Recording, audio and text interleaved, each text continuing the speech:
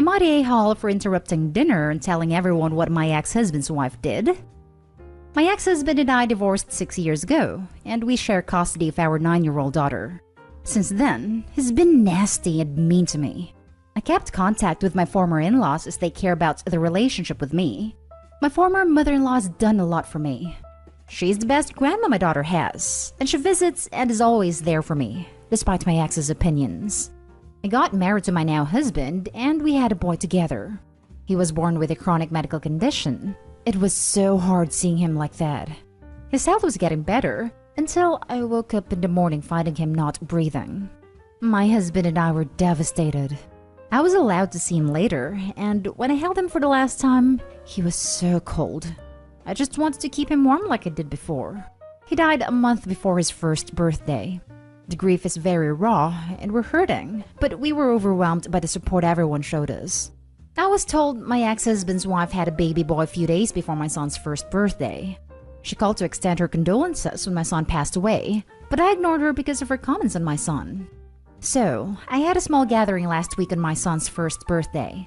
After we took minutes of silence, then we received a package wrapped in paper. I opened the box and found an album full of my ex-husband and his wife's newborn photos. We were in disbelief.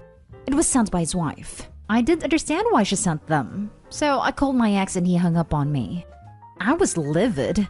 I went over to my former mother-in-law's house at night because she wanted me there. I saw my ex and his wife were also there. Former mother-in-law said they came unexpectedly, but insisted that I come in since the entire family was there. I took a few minutes while they were having dinner to ask my ex's wife why she sent me her son's photo album on my son's first birthday. Everyone was shocked. She looked nervous and kept looking around. Former mother-in-law asked for clarification, and I told her what happened and what her daughter-in-law sent. She was livid. Started yelling at her and pointing at her, calling her awful and disrespectful. My ex kept defending her, claiming I was lying. So I just pulled the album out of my bag and put it on the table and walked out. I left while everyone was yelling at her. My ex came over later and started berating me, arguing about me interrupting/ruining dinner.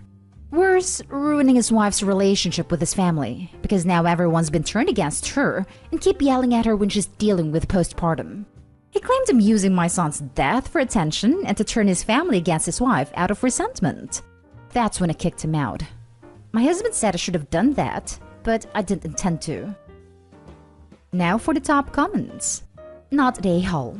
She got what she deserved. Sending you that album on your deceased son's birthday was horrible. And if she had no way to defend herself, her intentions were clearly cruel. I wish you the best.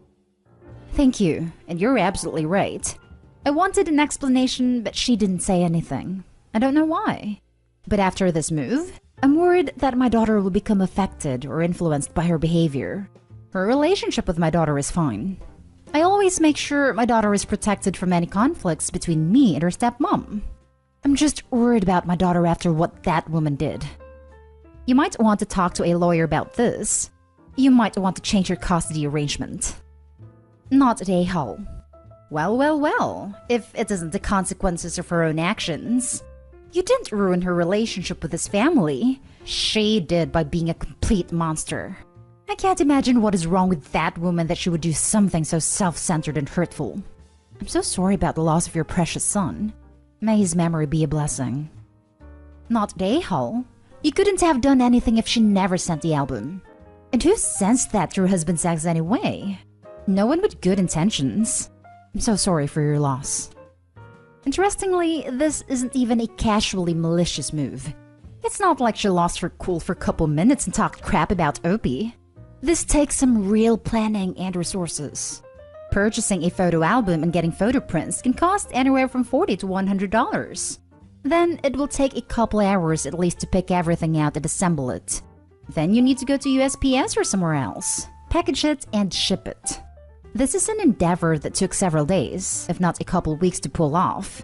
All while this lady is 9 months pregnant or has a newborn. How did she possibly find the time and energy to pull off this pet project with the sole intent of antagonizing her husband's ex? Now for the next story. Am I the a-hole for faking sleeping all night to see if my wife is lying? The past couple of months, my wife has been complaining about our cats. She's been claiming that cats wake her up constantly, and that she's frustrated every night that she has to get up and open the door for the cats, or the cats keep making noises, or the cats keep jumping on her. It got to the point where she started saying she wants me to get rid of them. I told her I've never seen or heard any of this, but she claims I sleep through it all. She kept telling me she was getting less and less sleep and kept acting aggressive, blaming lack of sleep from the cats, and that if I didn't get rid of them, she'd leave me. I legitimately started considering giving the cats to my sister until I noticed something. One morning, she claimed she had gotten up multiple times throughout the night to help the cats. She listed a bunch of times. I thought it was weird because I had been up until 4 a.m., and she claimed that she got up at 1 a.m. to open the door for them, and a few times around 3 a.m. because they were meowing and jumping on her. I was in the bedroom the entire time while she slept, and I know none of that happened. Things weren't adding up, so I decided to run a test. I waited until she said she was going to bed. Then I let the cats out of our bedroom, lowered my phone brightness, and faked going to sleep. I just laid there in bed for the entire night, bored, but I definitely did not fall asleep. I made sure to make timestamps every 30 minutes on my phone through Discord just to be sure. I marked down every noise my cats made. One cat had jumped down from something and made a little sound at 3:18 a.m. and one ate food relatively quietly by the bedroom door at 4:57 a.m. Other than that, nothing happened. Sure enough, my wife slept from 11 p.m. until 9 a.m. And that morning, she claimed she had woken up at least 7 times to open the doors and from cat noises and cats jumping on her. At this point, I was pissed because she was clearly lying to me. I was exhausted and fed up with the lies, so I just bluntly called her out on it. I told her, "That's funny. I stayed up all night to monitor the cats. They weren't even in the room at all last night. I have timestamps and everything. So, you've been lying to me and trying to convince me to get rid of my cats. Why?" She just sat there quietly shaking and looking pissed, then got up and left without answering. She came back hours later and ignored me whenever I talked. And when I asked her how I'm the bad guy in this situation, she finally said that I was treating her like a child by lying about sleeping and staying up all night just to see if she was lying or not. And that making timestamps and everything, as if I was an investigator, was going too far and makes me an obsessive a-hole. I did it because she was threatening to make me get rid of my cats or she'd leave me, and her claims didn't add up. So, am I an obsessive a-hole? Not a-hole. That was gaslighting and manipulative. And if she had issues with your cats, she should have said so directly. Don't let her flip this around on you either by making you out to be the bad guy for catching her in a lie. It's a classic move to shift blame. Don't fall for it. Not a-hole, but you've kind of called her bluff about her leaving you now that you've removed cat's excuse from the equation. Wishing you all the best. If it's her or the cats, and you're on the fence, why the hell are you still together? She's told you she wants the cats gone. She's told you she will leave you if the cats aren't gone. Your choice was a power move, sure. But at what cost? She still wants the cats out. Not a-hole in my opinion. You had to test her. She's trying to get you to get rid of your pets, and essentially blackmailing your relationship over it. What's your next move? I honestly don't know my next move. We've been essentially perfect together for years, and she's never done anything like this before. I didn't even realize she was capable of such immature actions. I'd hate to have to go through a messy divorce and potentially lose a bunch of my own money/items over one lie I've ever caught her in. It might be easier/cheaper to just deal with the situation through couples therapy and give it one more chance, honestly. Though the prenup we signed would make a potential divorce a lot cleaner. The next story is titled, "Am I the a-hole for not letting my boyfriend ask my retired parents for money to send his mom to Hawaii and take care of her expenses?" So background. I am from a large family and my parents are middle-class retired. My boyfriend of 10 years got drunk last night and promised his 90-year-old mom that he would get her to Hawaii because she's always wanted to go. I'm cool with this. I agree to try to help figure it out with him and save so we can send her. Important note, I'm currently the only one with any income. He makes no money but is opening a business. Upon hanging up with his own mom, he immediately calls my mom, non-stop, until she answers. Then says, "Mom, I need to send my mom to Hawaii because it's her dream and we can't afford it. How can we make this happen?" I shut it down right there. I cannot believe he called my mom to ask for that kind of money without even discussing it with me first to see how I felt about the plan. I would not have agreed to this. He became belligerent, called me every disgusting name under the sun, told me that I've disrespected his mom and I don't care about her, and eventually told me we are breaking up. He continued screaming at me for the hour ride home, and we slept separately last night. Usually he comes in the morning with an apology, but today I woke up to him cussing and throwing things around the kitchen. When I asked if I could help him, he responded no. I asked if he's still angry about last night, and he said he's livid and doesn't want to talk. Am I the a-hole? Am I missing something that I should be seeing? We called his mom at his insistence, and I told her I wouldn't let him ask my mom for the money, and she was fine with it, which pissed him off even more. Open to hearing the truth. Edit. A lot of people are speculating, so I'm female 35, he's male 36. He grew up in a foster system. Now for the top comments. Whoa, hold up. Usually he comes in the morning with an apology, but today I woke up to him cussing and throwing things around the kitchen. Usually? Is this a pattern? Oh hell no. He said you two were breaking up? Take him up on this.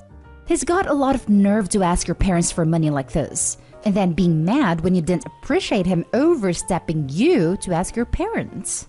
Talk about entitlement. Absolutely not an a-hole. Thank you for catching this. I know this sub is all for dumping people at the slightest thing, but this is concerning. His entitlement to your money, your family's money, not to mention his temper tantrum the next morning, is all behavior I'm familiar with.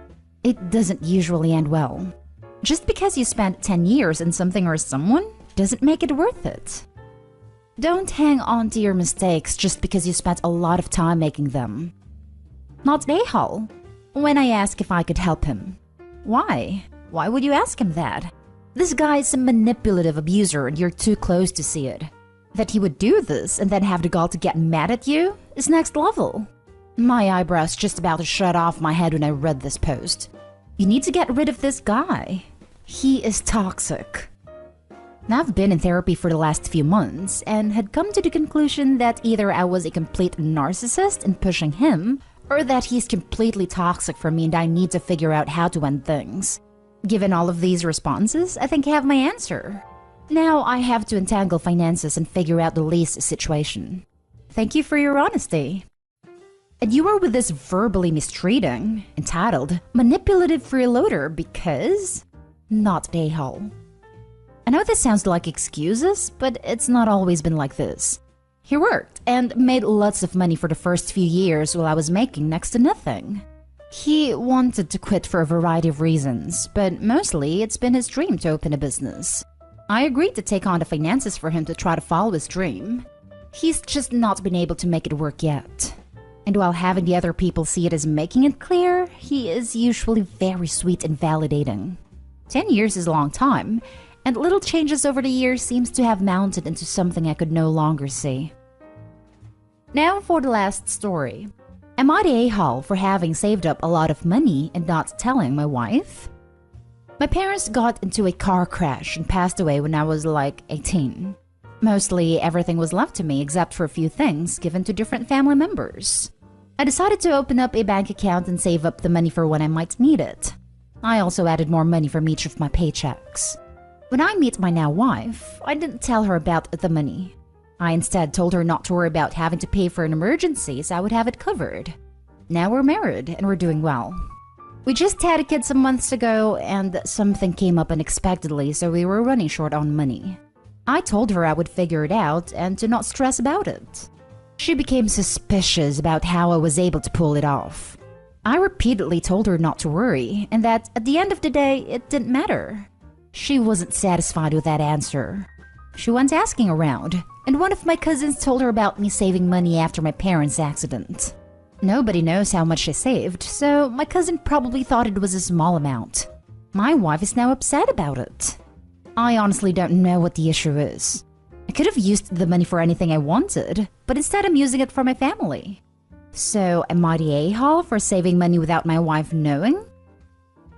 Saving money? Good. Keeping sole access to it? Fine. Hiding financial information from a spouse? Really bad move. So, a soft you're the a-hole. This is spot on, OP. I'm really sorry, but when other people on this sub talk about having personal/secret funds in case of emergencies or needing to get out of certain situations, we are cool with it. Why not with this guy? You're the a-hole. It's never good to have secrets in marriage. If she was just your girlfriend, it would be a totally different issue. But she's your wife, your other half, your equal. What if something would have happened to you and she didn't know about the funds and she needed them? Keeping a secret like that can really break trust. It makes you look like you don't trust her and you're hiding things. How would you feel if she did that to you? It doesn't matter how he would feel. He doesn't get to determine whether or not it is okay or reasonable for her to get upset. I hate when people ask this. It just makes it easier for a-holes to claim they don't care, so no one else should care either. I get not telling random people, dude, but this is your freaking wife. Your life partner. You say you would be thrilled if the situation was reversed, but I doubt many spouses would take this news well. It's not that you started saving, it's that you had assets that you kept completely hidden from your wife, who had just been under an enormous amount of stress because she thought you were equal partners in your marriage. Because she trusted you to be as transparent about your finances as she is with hers. If the person I married all of a sudden had money they'd never once mentioned to me, I would assume there was something seriously shady going on. And your refusal to accept her point of view doesn't bode well. You're the a-hole.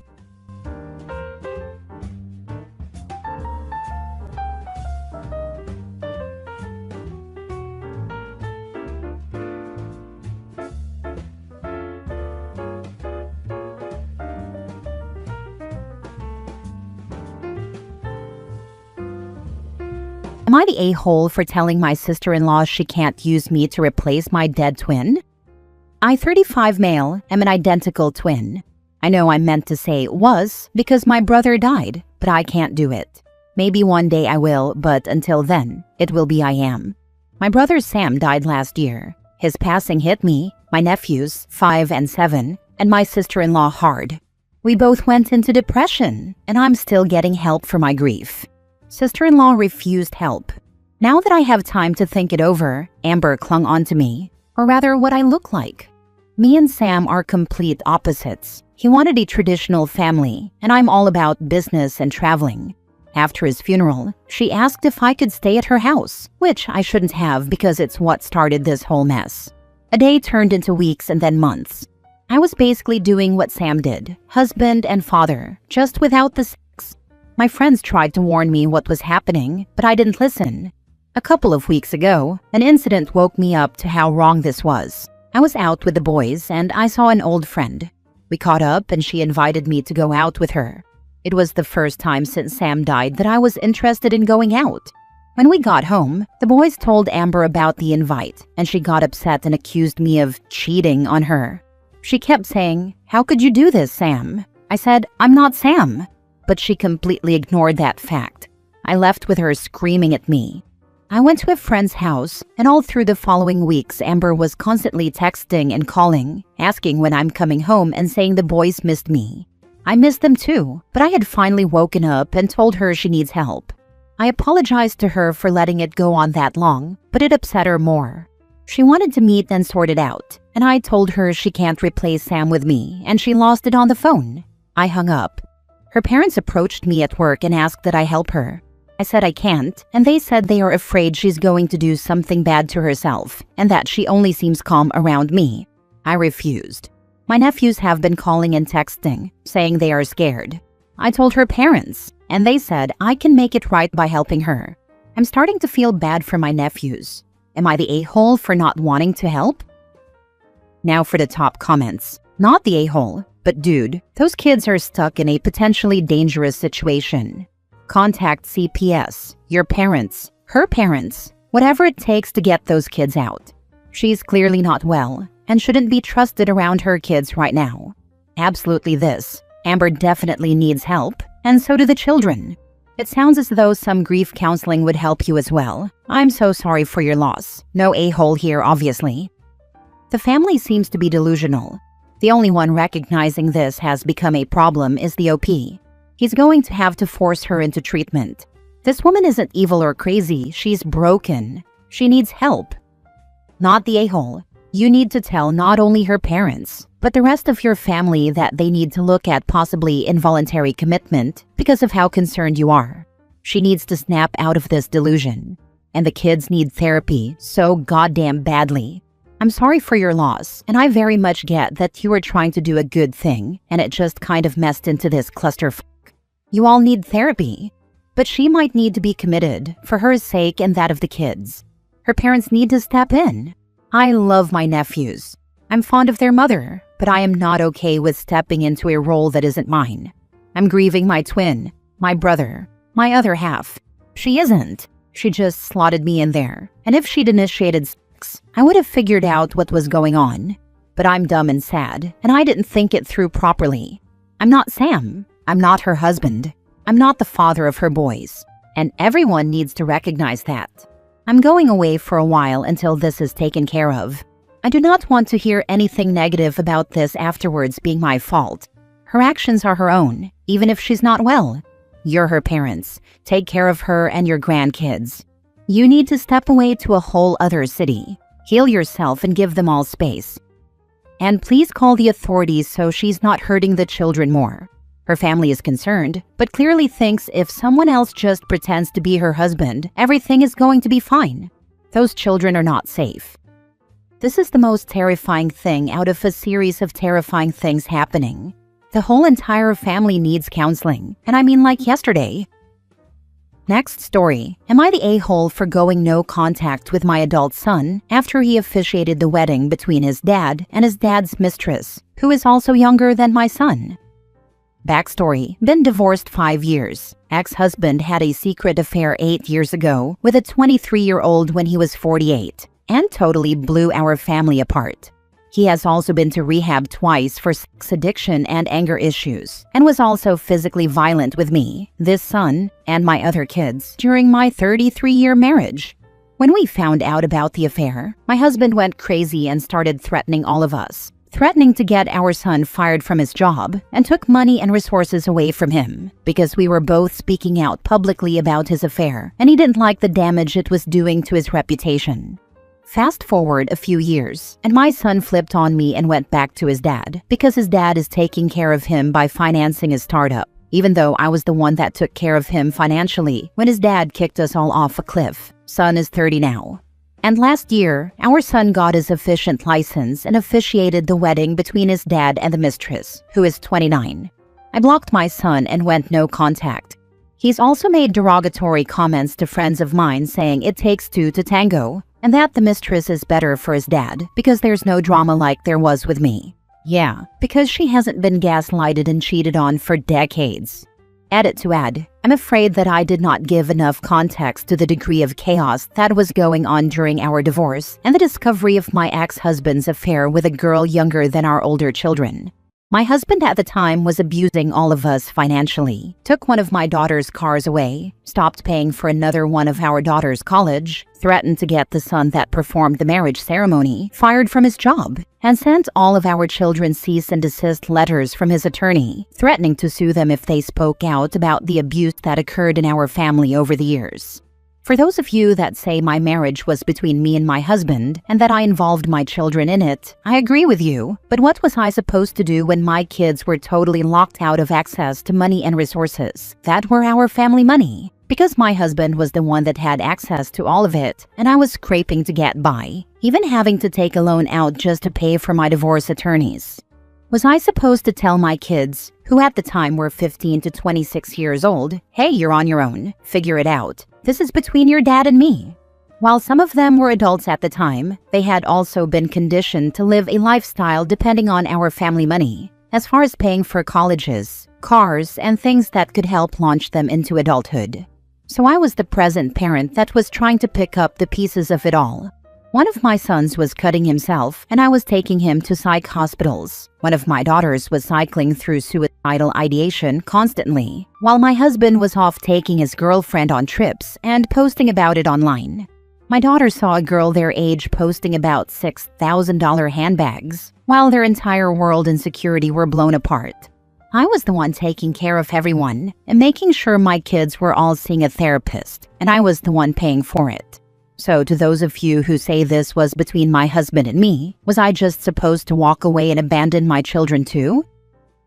I'm very sorry for your situation. That feels like a stunning betrayal by your son. Does your son complain about the no contact? Where are the other children in this? To me, it feels like this may be the best option for now, but no contact can also harden into complete estrangement over time. You will have to decide which is best for you, not the a-hole. My 2 daughters I am close with, and they are also no contact with their 3 brothers and their dad. They were devastated to watch their father give time and attention and resources to a girl their age when they have been struggling to make it on their own. The son who did the wedding tells people I abandoned him when I did no such thing. In fact, had given him over $200,000 of my divorce settlement that I desperately need to help his startup, and was trying to engage with him until the wedding ceremony. That is what made me finally block him. Prior to that, I had made numerous attempts to go see a therapist with him and said he could even choose the therapist and I would pay for it. Not the a-hole. However, and I'm saying this while holding your hand, children who grow up in abusive households, especially males, tend to emulate the behavior of the abuser. Sounds as if your son has adopted your ex's traits of abusing you. Setting boundaries with him is the only way you'll be able to have any kind of relationship, if at all. For your own sake, let this user and abuser of a son go. Focus on those who love you. Say a prayer for him and keep it moving. Do not engage. Thank you. This is what my trauma therapist has told me as well. Next story. Am I the a-hole for kicking my husband and mother-in-law out? I gave birth 2 months ago, and my mother-in-law flew in from England to help. I never asked her to. She bought the tickets before asking, so I felt forced to agree. She has been helpful with making dinner, but refuses to help with the baby at night or pick up around the house, which is what I really need help with. I end up cleaning up after her, because she cooks but refuses to do the dishes, and she constantly complains every time I turn on the garbage disposal. For 2 weeks, it's been non-stop complaints about America, the food, the people being fake, the weather, etc. At first, I ignored it, but lately her comments have turned personal. Example, after she got her hair done a few days ago, I told her she looked amazing. She rolled her eyes and said, "Amazing? Really? Why is everyone here so fake?" Even my own mom didn't say that on my wedding day. Another time, I praised the roast dinner she made after skipping lunch because of baby cluster feeding. I said, "Oh my God, this is so good." And she and my husband looked at each other and laughed, then made comments about how, yeah, it's good, but who reacts like that to food? I kept my irritation to myself and stayed quiet. I went to bed right after and didn't even talk to either of them. They were up for hours drinking wine and watching a movie while my daughter kept waking up every hour to feed, and they refused to turn the TV down so I could sleep in between feeding. But this morning was the breaking point. While breastfeeding, I told my baby, as I always do, that she's beautiful, amazing, and loved, and that she'll have so much fun when she starts running, describing her facial features and how they're so pretty. Mother-in-law overheard and said, "Oh no, you're not turning that poor girl into a fake bimbo too, are you?" That made me see red. I told her she's been mocking and disrespecting me in my own home, and she's not welcome anymore. I told her to go to a hotel, because I don't want that negativity around my daughter. My husband blew up, said I'm hormonal, ungrateful, and overreacting. He said his mom isn't leaving and that I should be thankful for her help. Help I never asked for and she doesn't give anyway. I told him he could leave with her. It escalated, and I had my uncle come handle it because I didn't want them near me. The house we live in was inherited from my parents when they passed, so it hurt even more that they're disrespecting me in my home, my safe space. They go out to eat together but tell me not to come because the baby doesn't have an immune system yet. When I walk into a room, they look at each other and laugh, but won't say why. Now my husband has me blocked. I don't know where we're going to go from here. Am I the a-hole for kicking them out? Did I overreact? Now for the top comments. Not the a-hole. Why isn't your husband helping with the baby at night, tidying the house and cleaning up after dinner? Your mother-in-law has overstayed her welcome, and your husband is feeding into her running commentary. You need some time to regroup, and when you speak to your husband again, you need to tell him what you need from him. Because as it stands, he's acting like you're a single mother, and he's on vacation with his mummy. He works as an adjunct professor right now, but he wants to go back to the UK to look for better positions. But I make more money even if we moved, and I don't want to lose my job. I don't think my position transfers to the UK or would pay as much. I'm a CRNA, so we've been at odds over the discrepancy in salary for a while now. I think he's bitter that I won't move and give up my job for him. I think that there were probably a lot more signs about your husband, about your mother-in-law, and about how your husband behaves when his mom is around. I think having a baby brought it all to a head very rapidly. I think you need to not budge at all. If your husband is going to be with you, he is going to be kind and respectful at all times. Or he can go back to his mommy. He didn't want a baby initially. We didn't plan it. But I got pregnant and decided to go through with it. It was a big argument, but I gave him an out. He decided to stay, but I think now he's rethinking that decision. I don't know what to do or what to tell him. I'm just kind of lost and wish my daughter and I were spared this if he just made up his mind from the beginning. The fact that he won't talk to me makes it even harder. Not the a-hole. I'm so sorry you're dealing with this, but speak with an attorney. It won't get any better. That's what my uncle advised me to do, but right now I'm just so lost. Last story. Am I the a-hole for breaking up with my girlfriend after she gave birth to our child? I, 25 male, have been dating my girlfriend, 24 female, for over 4 years, and we have been living together for over 3. She's always been the paranoid type, even though I've never given her any reason to be suspicious of me and have no cheating history.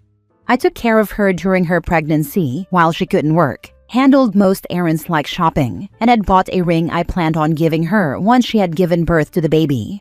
I had set up an elaborate plan with a large group of friends to propose to her at a local water park, because that's where we went on our first date.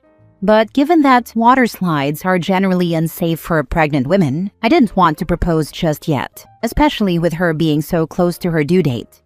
A few weeks before her delivery, I came home from work to find her talking to her friends in our living room. When I walked in, they all began throwing curses at me, accusing me of having cheated on her because my girlfriend's friends had seen me at the mall with another girl.